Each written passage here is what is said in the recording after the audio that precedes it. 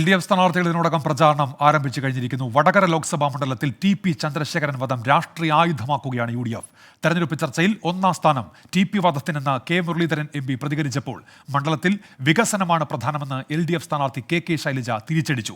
TP വധത്തിൽ ഗൂഢാലോചന നടത്തിയ party നേതാക്കളെ കണ്ടെത്തണമെന്ന് KPCC അധ്യക്ഷനും CPIM-ന് വധത്തിൽ കൃത്യമായ പങ്കുണ്ടെന്ന് പ്രതിപക്ഷ നേതാവ് VD സതീശനും പറഞ്ഞു.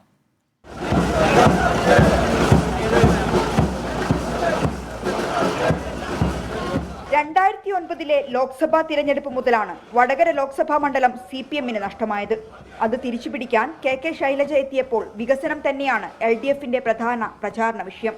ഒപ്പം KK ശൈലജ ആരോഗ്യമന്ത്രി എന്ന നിലയിൽ നടത്തിയ പ്രവർത്തന മികവും സ്വാഭാവികമായിട്ടും ഞാൻ അങ്ങനെ കരുതുന്നു. കാരണം കഴിഞ്ഞ 5 വർഷക്കാലം കേരളത്തിന്റെ ആരോഗ്യമന്ത്രിയായിരുന്ന് ജനങ്ങളോടൊപ്പം നിന്ന് പ്രവർത്തിക്കാൻ ശ്രമിച്ചിട്ടുണ്ട്. എല്ലാ പ്രതിസന്ധി ഘട്ടങ്ങളിലും മനുഷ്യരുടെ ജീവൻ രക്ഷിക്കുക, കേരളത്തിന്റെ ആരോഗ്യ മേഖലയാകെ അഭിവൃദ്ധിപ്പെടുത്തുക. എന്നാൽ മണ്ഡലം നിലനിർത്താൻ TP വധം ചർച്ചയാക്കുകയാണ് കോൺഗ്രസ്. ചർച്ചയാവും. കാരണം ഒരു മനുഷ്യനെ പച്ചയ്ക്ക് വെട്ടിക്കൊന്ന് ചർച്ച ചെയ്യണം. അതാണ് ഹൈക്കോടതി ഡബിൾ ജിയോ വരുന്ന. അത് ചർച്ച ചെയ്യണ്ടേ? അത് കാൻഡിഡേറ്റ് ആരാണെങ്കിലും ആ വിഷയം ചർച്ച ചെയ്യും. ഏത് കാര്യം ചർച്ച ചെയ്യാം, വികസനവും ചർച്ച ചെയ്യാം. പക്ഷേ ഒന്നാം സ്ഥാനം ചന്ദ്രശേഖരന്റെ കൊലപാതകം.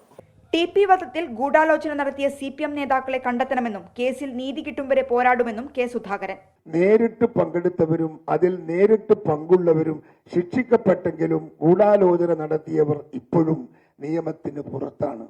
TP വധക്കേസിലെ ഗൂഢാലോചന കേസിൽ നീതി കിട്ടുന്നതുവരെ ഞങ്ങളും പോരാടും. ഹൈക്കോടതി വിധിയോടെ CPM നേതാക്കളുടെ പങ്ക് തെളിഞ്ഞെന്നായിരുന്നു VD സതീശന്റെ പ്രതികരണം. രാഷ്ട്രീയ എതിരാളികളെ ഇല്ലാതാക്കാൻ എന്തും ചെയ്യാൻ മടിക്കാത്ത ക്രൂരന്മാരായ ഒരു സംഘം നേതാക്കന്മാരാണ് കേരളത്തിലുള്ളത്.